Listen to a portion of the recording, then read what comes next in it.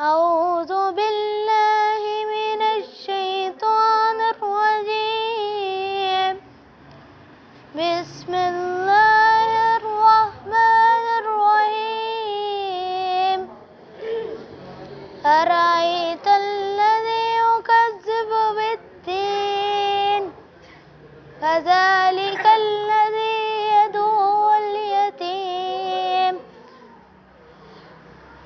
ولا يحض على طعام المسكين فويل للمصلين الذين